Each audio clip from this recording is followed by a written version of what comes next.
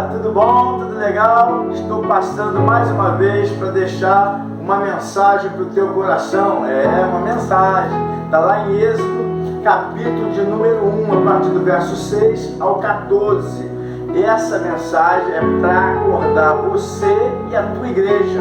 É uma mensagem para acordar vocês, porque o inimigo está trabalhando para destruir nosso ministério, a nossa igreja, destruir a nossa vida, né? E Deus me deu uma palavra para o teu coração nessa noite de hoje, amém? Então fica aí, dá um likezinho, se inscreve no nosso canal e participa do Papo Reto com Deus. Não esquece, hein? Pega lá agora a tua Bíblia, senta um pouquinho, abre ela, porque Deus vai desvendar um grande mistério para a sua vida. Acompanha aí, Êxodo capítulo 1, a partir do verso 6 ao 14.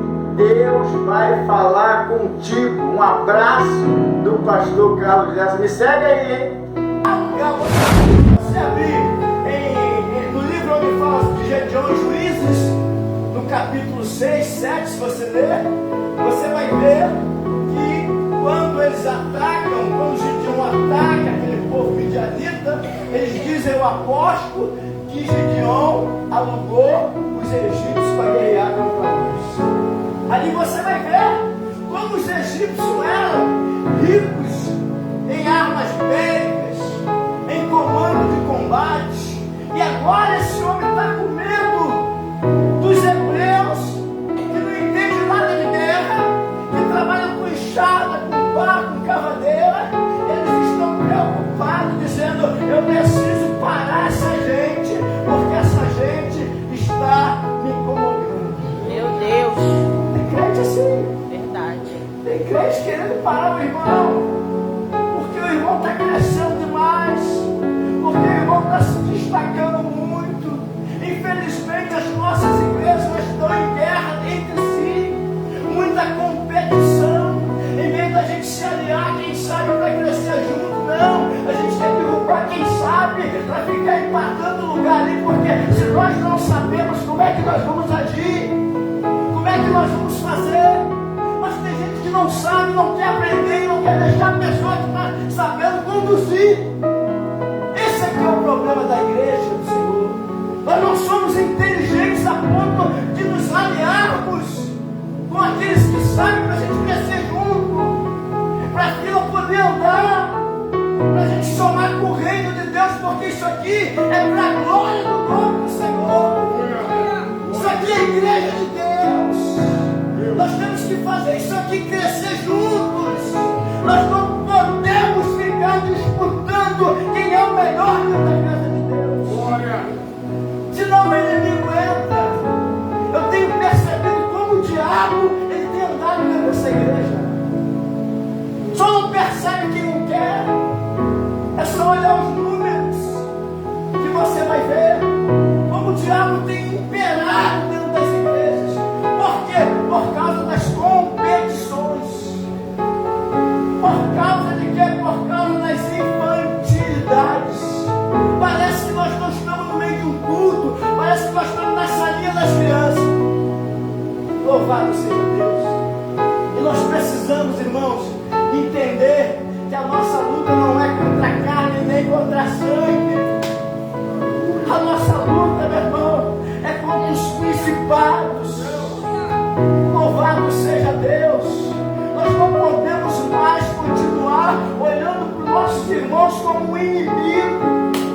Nós não podemos olhar para os nossos irmãos como uma pessoa que é um confronto contra a nossa vida.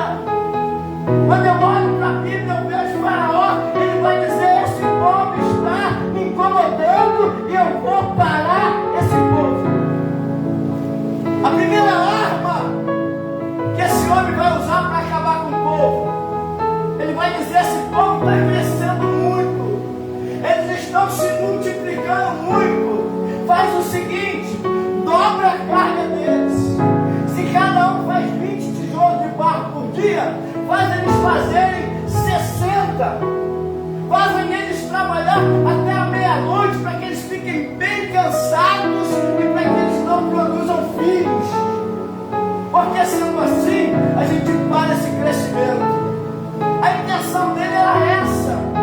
era parar, cansar os homens, para que os homens chegassem em casa e não tivessem disposição para ter relações sensuais com as suas esposas. Mas a Bíblia diz que quanto mais afligia, mais feliz crescia. Nós somos assim. Nós somos produtivos. Nós nascemos para ser semente, semeador. Irmãos, a mulher, ela tem o útero. O que é o útero? É um depósito. Como que é chamado útero em aramaico? Terra. O útero da mulher, lá em Israel, é conhecido como terra. E o homem? O homem tem o sêmen. O que significa sêmen em aramaico? Significa semente. Então, quando o homem lança a semente na terra, nasce uma criança, nasce uma árvore, nasce alguma coisa produtiva. E quanto mais afligia o povo de Israel, mais eles lançavam a semente, mais a terra produzia, mais eles se multiplicavam. Meu Deus. Louvado seja Deus. Aleluia. Ele fica envergonhado porque a tática dele não funciona. Ele anda a noite e dia do lado do outro, preocupado porque o diabo é assim. O diabo, ele tem pressa em destruir a sua vida e a minha vida. Tudo que ele puder fazer para destruir a minha vida e a sua, ele vai fazer. Porque João capítulo de número 10, ele vai dizer: ele veio senão para matar, para roubar e para destruir. E ele veio para destruir a nossa vida, a nossa família, a nossa casa, a nossa produtividade. E agora a Bíblia diz que ele vai partir para o segundo plano. Que plano é esse? Ele vai chamar duas parteiras. E essas duas parteiras, elas fazem os partos do pessoal de Israel, os hebreus. Elas são hebreias, essas duas mulheres. E a Bíblia vai dizer que ele chama ela e vai liberar uma ordem. Olha, a partir de hoje, vocês vão na casa das hebreias. Vocês vão chegar lá dizendo que está indo para ajudar. Mas quando a criança botar a cara para fora, se for do sexo masculino, mata na hora. Não deixa essas crianças saírem. Se for mulher, você deixa nascer. Por quê? Porque a intenção era que a multiplicação fosse somente das mulheres. Para quê, pastor? Para que essas mulheres se casassem com os egípcios. Para quê, pastor? Para que elas pudessem arrancar a identidade dos hebreus e passarem a ser egípcias com os princípios egípcios. Essa era a intenção do diabo. A intenção do diabo é pegar o crente e casar ele lá fora com a mulher do mundo. A intenção do diabo é pegar o crente e bagunçar com ele, colocar ele lá fora, para ele casar com uma ímpia, para a ímpia levar ele para os bailes funk, para a ímpia passar com ele pelos botiquins, pelos bailes da vida, para envergonhar ele, para quebrar os princípios que ele tem na igreja.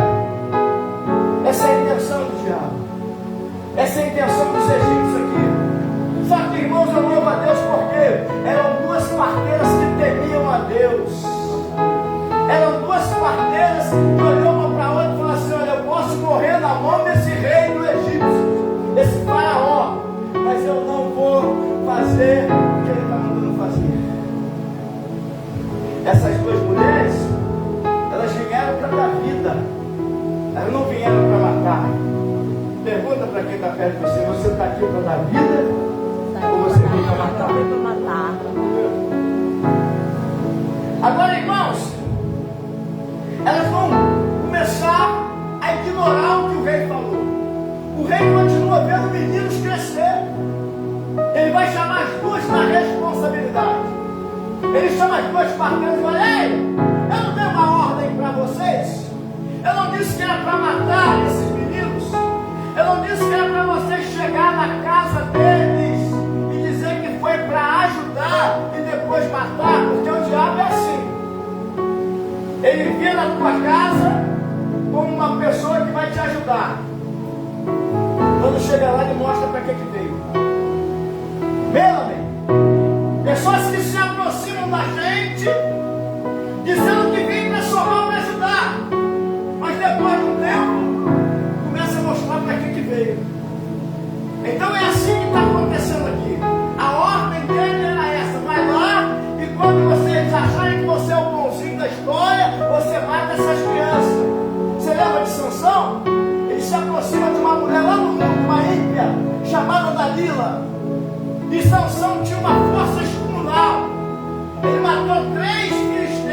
queixando ele bode.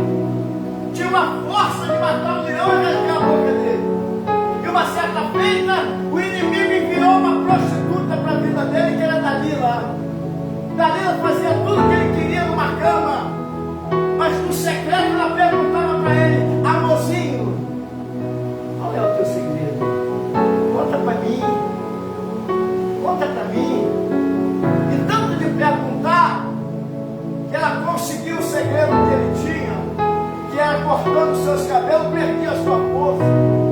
Porque todas as vezes que ela tentou, ele mentia. E ela gritava: vem os filisteus! E os filisteus atacavam. Até que um dia ele falou a verdade para ela. E isso trouxe para ele uma situação de que ele foi capturado. E nós conhecemos o que aconteceu: arrancaram seus olhos, fizeram ele de um palhaço num picadeiro, e no final ele derruba as balizas que sustentavam o palácio dos filisteus e ele mata todo mundo. Mas isso custou um preço da sua vida. Por quê? Porque se misturou o ímpio. Por quê? Porque deu trela para as mulheres lá no mundo, lá de fora. Por quê? Porque caiu nas mãos do diabo. E quando a gente cai na mão do diabo, não tem misericórdia. Eu lembro que Davi, uma certa feita, ele está em pecado e adultério. E Natã pergunta para ele: Davi, o Senhor mandou te perguntar, tu quer cair na mão do homem, tu quer cair na mão do inimigo, ou tu quer cair na mão de Deus? Ele diz: caia ele na mão de Deus, porque na mão de Deus tem misericórdia. Aleluia! Louvado seja Deus. E agora, irmãos, ele está na sua segunda frustração. Por quê? Porque ele apostou tudo que as parteiras iam fazer e as parteiras não fizeram. Ele já tentou as parteiras matarem e não deu certo.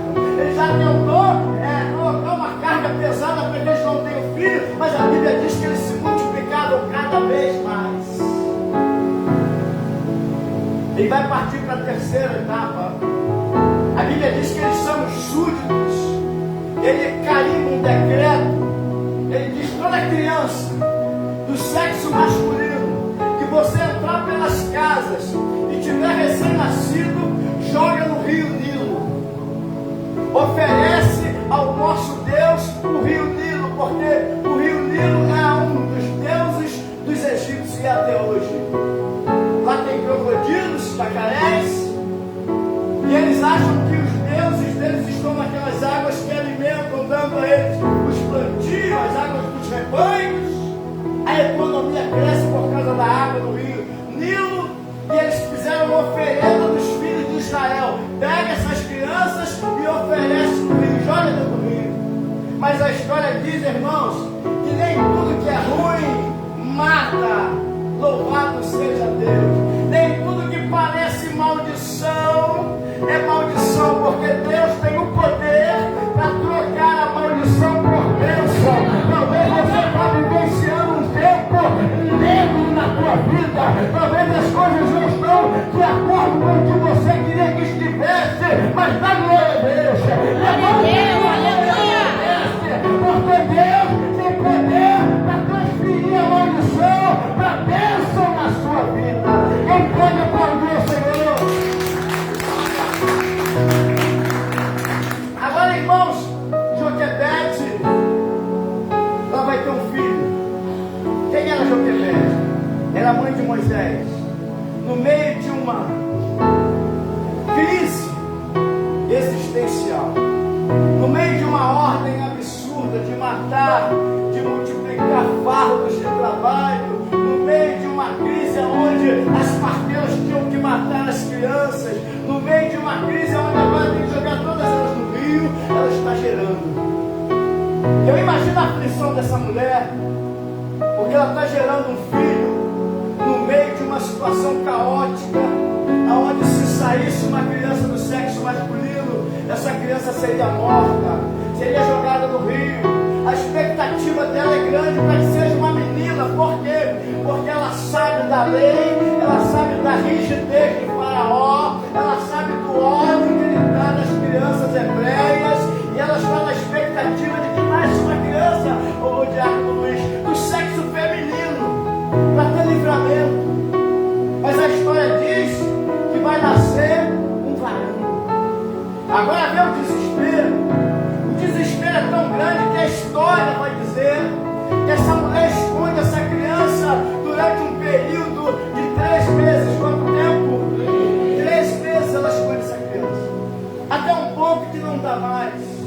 Eu não sei se é porque a criança chorava muito. Eu não sei se era porque os soldados estavam muito perto, olhando as casas ali próximo.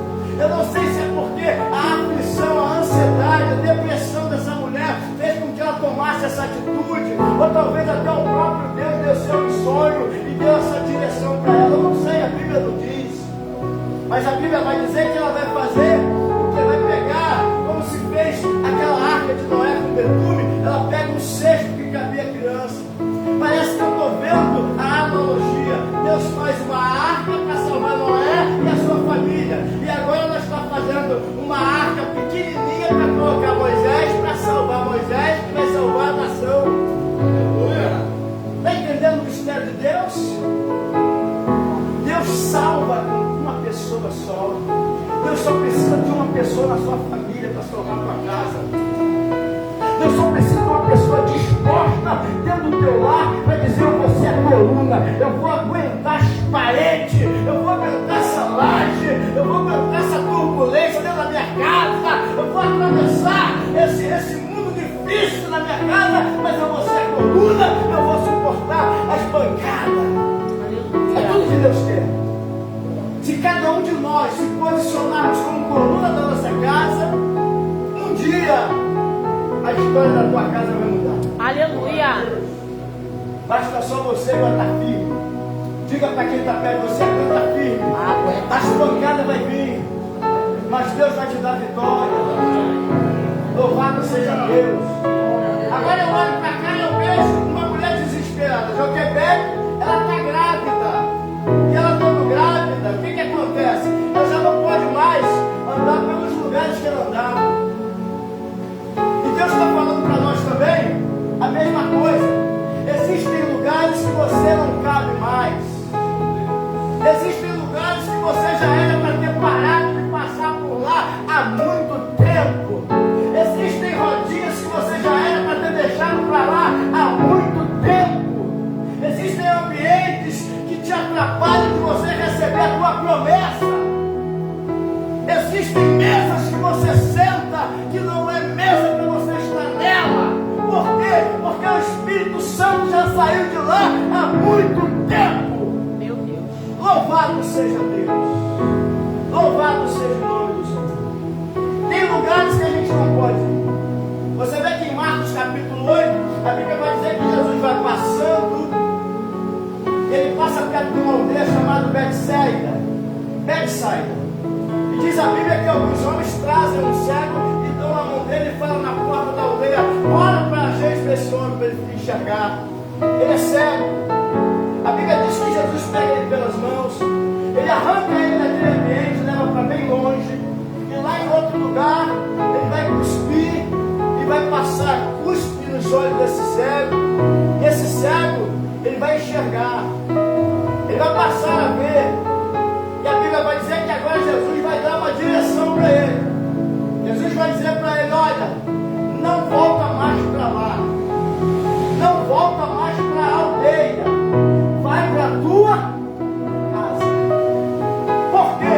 Porque se voltar para a aldeia, fica cego de novo.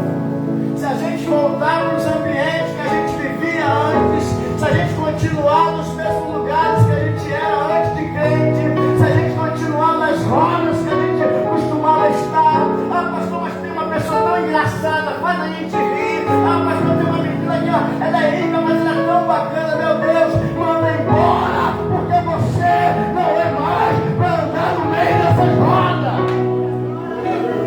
Lava séria, existem pessoas que estão do teu lado para amarrar tua promessa. Existem pessoas que estão perto de você para poder tirar a tua bênção. E Deus não vai mandar uma pessoa ruim, desagradável, não, meu irmão. Ele vai mandar uma pessoa cheirosa, bacana, articulada, toda de conversa bonita. O diabo ele não vem como a gente imagina, não, de vermelho, pegando fogo, com um garfo na mão, dois chifres no rabo, não. Ele vem bem bonito, bem enfeitado, bem adornado, que é para enganar você. E nós, como de costume, olhamos pela aparência e não pela conduta. Nós precisamos precisamos examinar. Por que foi pregado ontem aqui que as mulheres andavam com uma lamparina? Por que em Lucas capítulo 11, verso 8, a Bíblia vai dizer que a mulher perdeu a dracma e acendeu a luz? Porque no escuro não se acha. Nós somos a luz. Aleluia. Nós somos o sal da terra. O sal veio para dar sabor. O sal não é soberbo. Você entra no mercado e fica procurando ele nas prateleiras. Quando você não acha, você pergunta no setor de salgado, no balcão, onde é que fica o sal? Ele debruça no balcão e fala assim: aí embaixo. Aí você olha, estava ali no chão, em cima do papelão, empilhado. Sabe o que você faz? Você pega o sal e joga no carrinho. Você nem olha para isso. Você sabe que é barato. O sal, ele é tão humilde, tão insignificante, que muitas vezes vai no mercado, vai na compra do mês todo e esquece do carrinho. Esquece. De tão humilde que ele é. Você pega o papel higiênico, tem o maior carinho com ele. Puxa aquela gavetinha do carrinho, bota ele aqui em cima. Quando chega em casa, tem um guarda-roupa pra gente colocar ele, pra puxar o papel, assim. Mas no final, quando ele vai? E você está examinando o produto toda hora. Passa, dobra, passa. Ele vai pro lixo. Agora o sal. O sal, ele dentro de um recipiente, você confunde ele com açúcar. Muitas vezes eu já coloquei, eu não sou sozinho não, tá? Já coloquei açúcar no feijão e sal no café. Sabe por quê? Porque dentro todo mundo se parece. Meu Deus. Porque dentro todo mundo é igual. Mas quando sai da vasilha, que a gente sabe quem é sal, quem não é. Porque lá fora é fora da vasilha que a gente dá o sabor. A pessoa pode chegar e dizer: olha, Maria!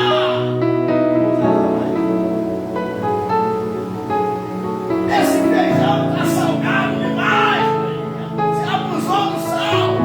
Eu sou hipertenso. Ou, Maria, bota sal nesse feijão que não tem. Não é? Quando ele está em falta, todo mundo coloca a falta dele. Mas quando ele está no ponto, olha o que ele fala: nossa, que tempero é esse? Está no ponto. Ninguém diz que é o sal, diz que é o tempero. Você vê a humildade nesse produto? Por isso que Jesus fala que nós temos que ser o sal dessa terra. Por quê? Porque ele aparece na tua mão, mas quando ele joga na comida para dar o tempero, ele some e aparece o sabor. Quem é o sabor? Jesus de Nazaré. Por que nós temos que ser o sal? Porque nós temos que temperar, mas o elogio tem que ser para ele. É ele que recebe. Então Jesus quer que nós sejamos o quê? A luz que clareia os cegos lá fora, querer andar contigo, querer andar do seu lado, porque você é a luz que ilumina e você tem que ser o sal que tempera. Porque se a gente não tiver um bom tempero, ninguém fica perto da gente.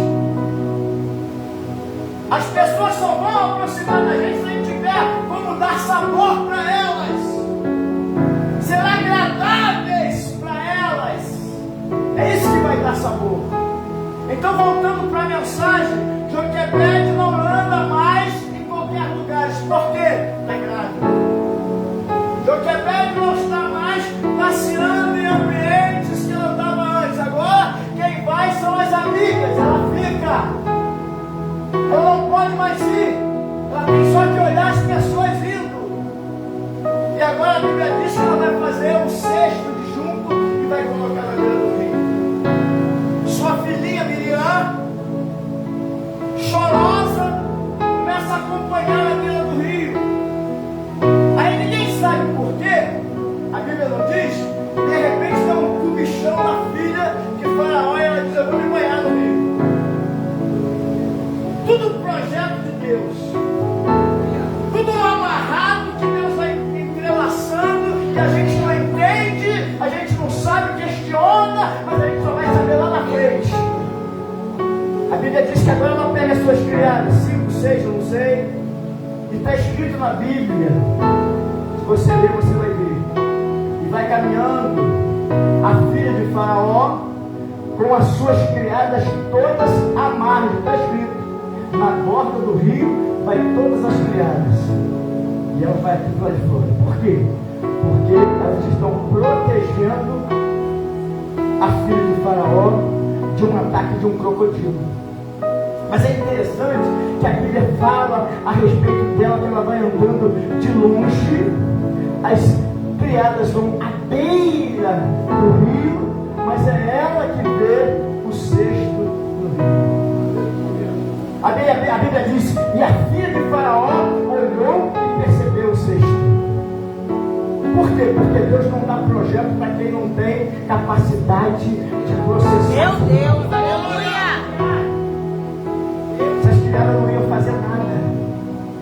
Deus não vai dar capacidade para quem não tem propósito.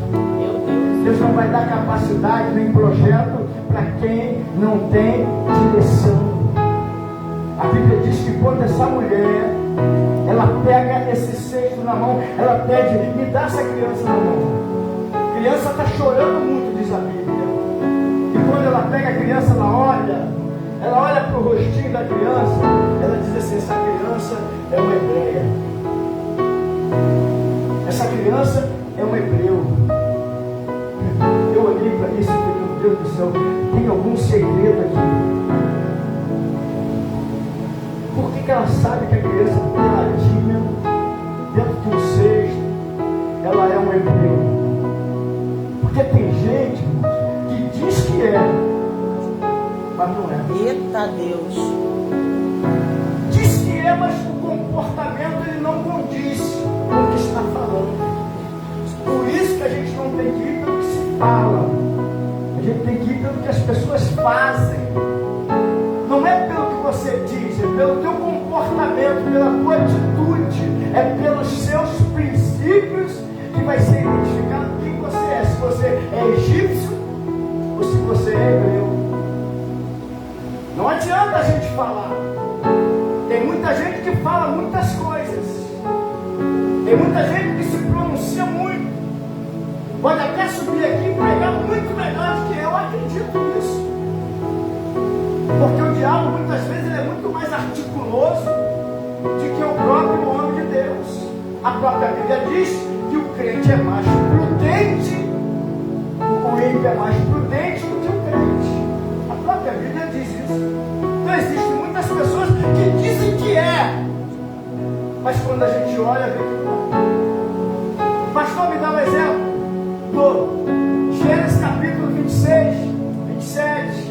Está por ali, quando a Bíblia vai dizer que Isaac está velho, as vistas estão embaçadas e ele já vê que vai morrer. Ele quer entregar a primogenitura, ou seja, a sua herança, para o filho mais velho, primogênito.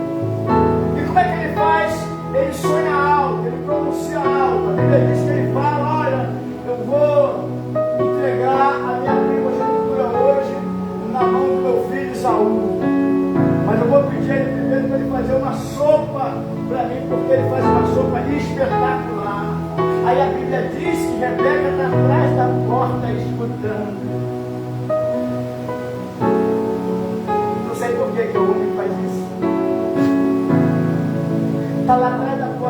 gritando. Aí chama correndo Jacó. Jacó, meu filho, teu pai vai liberar a primogenitura, meu filho, você não pode perder essa. Mas mãe, a primogenitura é para Esaú. E é você que vai pegar isso.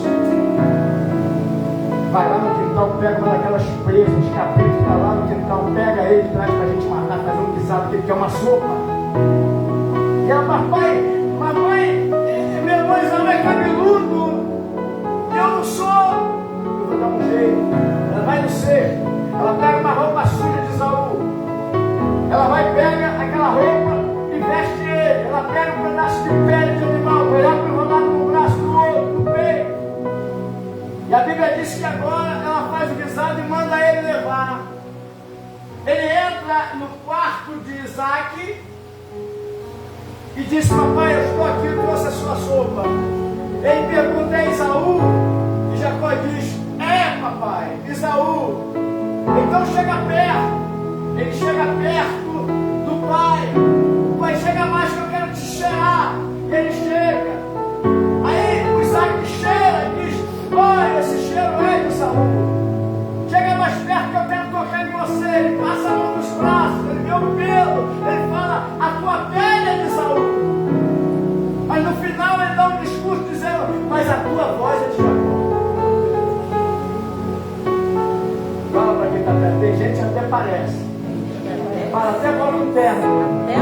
Até põe uma saia comprida. Até põe saia comprida. Mas não é. Mas não é. Está entendendo? Ela olha para o garoto e ela vê. Eu vou encerrar. Ela olha para o garoto e vê: esse não é meu. Aí, a Miriam, ela é menina, mas ela é esperta. Ela é menina, mas ela tem visão. Ela é menina, mas ela é esperta não. Vai chegar junto na hora que pegou o bebê e vai dizer: senhora, a senhora quer que eu arrume uma pessoa para a senhora amamentar essa criança? Aí a princesa fala assim: arruma para mim uma hebreia que esteja dando leite. Deixa comigo. Ela vai parte da casa e chama quem? Mamãe, a princesa está mandando te chamar. É a senhora mesmo. Ela pega a mãe, imagina o desespero. Ela correndo, puxando aquela velhinha. E quando chega lá, a princesa fala: a senhora é uma hebreia? Sim, senhora. A senhora pode amamentar essa criança? Sim, senhora. Então leva para sua casa que eu vou mandar um salário lá. Eita Deus! Entendendo? O projeto de Deus para a sua vida, o projeto de Deus para a sua vida tem salário. O projeto de Deus para a tua vida, ele não vai ficar devendo nada para ninguém. Agora, irmãos, para me fechar, e se você quiser pode ficar de pé. Escuta isso. Essa mulher pega essa criança, bebê, ela não quer criar porque está pequena. Quando está pequena, dá trabalho. Eita Deus! Entendeu? Quando está pequeno, ninguém quer. Quando está pequeno, as pessoas correm e vai para outro lugar. Quando está pequeno, não tem ainda o ministério do louvor, não tem ainda um ministro que não tem ainda. Eu vou ali para apacentar, eu vou ali para a saranda da terra, eu vou ali para a igreja de Fora do Rio. Só que chega lá, tem fila para tocar, tem fila para cantar. Eu tomei conta da sala da Terra Ferida, de Parque Colômbia, e quando eu ia na matriz, a matriz tinha 3.000 membros. A que eu tomava conta tinha 40 pessoas. Aí quando eu chegava na matriz para tomar conta do culto, eles pareciam todos os bezerros querendo mamar. Tudo com seus playbacks na mão. E eu, pastor, deixa eu cantar aí, pelo menos umas 2 músicas, 3. Falei: não, deixa você cantar até 10. Vai lá no Parque Colômbia. E lá eu deixo você cantar até enjoar. Aqui é um louvor só. Porque tem muita gente, você não pode ser egoísta. Tem irmão, não é? Entendeu? Então, vai ter momentos que quando explodir, eles voltam. Aí dizendo, eu orei a Deus e meu coração estava aqui. Entendeu? Meu coração estava aqui dele, eu não sabia.